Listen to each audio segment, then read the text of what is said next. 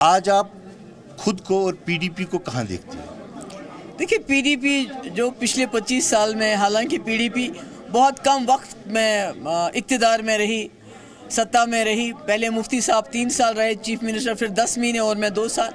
मगर जो लोगों के लिए हमने काम किया, ख़ासकर जो लोगों को यहाँ सेंस ऑफ इनसिक्योरिटी था, बंदूकों के बीच में लोग फंसे हुए थे, ये मालूम नहीं था सुबह निकलेगा शाम को ज़िंदा वापस आएगा भी ये नहीं आएगा।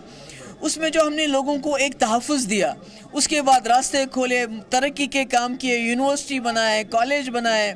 महबूब जी, आज बीजेपी को सत्ता से रोकने के लिए पूरे देश में इंडिया अलायंस है, लेकिन कश्मीर में तस्वीर थोड़ी विपरीत दिख रही है।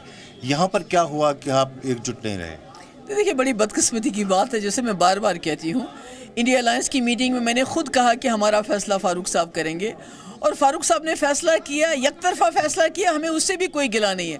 मगर कम से कम हमको बुलाते, हमसे बात करते, हम कहते ठीक है आप तीनों सीटें लड़ना चाहते हैं, अगर जम्मू कश्मीर का इसी में फ़ायदा है वो भी लड़िए। मगर उन्होंने हमें बुलाने के बजाय, हमसे मशवरा किए बगैर ऐलान कर दिया और ये कहा उमर साहब ने कि पीडीपी ख़त्म हो चुकी है, जिसकी वजह से हमें मैदान में आना पड़ा। मगर जहाँ तक इंडिया अलायंस की बात है, हम अभी भी इंडिया अलायंस के साथ है, इसलिए वो हमारा साथ दें ना दें, हम राहुल गांधी जी को सपोर्ट करते हैं, क्योंकि उन्होंने बहुत बड़ी लड़ाई लड़ रहे हैं। जिस तरह से कल प्रधानमंत्री का बयान आया, उससे क्या लगता है, कहीं ना कहीं बीजेपी को लग रहा है कि कुछ उनके हक में नहीं जा रहा है? बिल्कुल लग रहा है, क्योंकि जो आप बयान दे रहे हैं, आप बेरोज़गारी की बात नहीं कर रहे हैं, नौकरियों की बात नहीं कर रहे हैं, महंगाई की बात नहीं कर रहे हैं, आप हिंदू मुस्लिम की बात करें। और 50 साल से ज़्यादा अरसे तक कांग्रेस की सरकार रही, उन्होंने कौन से मंगलसूत्र लेके मुसलमानों को दे दिए, उन्होंने कौन से हमारे हिंदू भाइयों की प्रॉपर्टी लेके मुसलमानों को दे दी।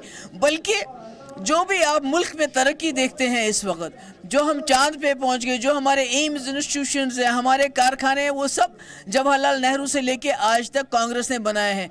बीजेपी ने एक बहुत बड़ा काम किया, उन्होंने नौजवानों को, युवाओं को नौकरी देने के बजाय उनका अपराधीकरण किया। उनको बोला आप हाथ में डंडा उठाओ, मुसलमानों को मारो, उनको लिंच करो, उनकी मस्जिदें तोड़ो, उनके मदरसे तोड़ो, हम तुमको बाद में हार पहनाएंगे। उन्होंने खाली मुसलमानों के साथ जुल्म नहीं किया। जो हमारी पहलवान बच्चियां, वो हिंदू नहीं थी क्या? वो जाट नहीं थी? उनके जो उनके साथ जिसने गलत किया है, वो तो बीजेपी की गोद में बैठा है। राम रहीम जो अपने आप को कहता है, उसने भी हिंदू बच्चियों का बलात्कार किया, कत्ल किया, वो भी आज बीजेपी के लिए वोट मांगता फिर रहा है।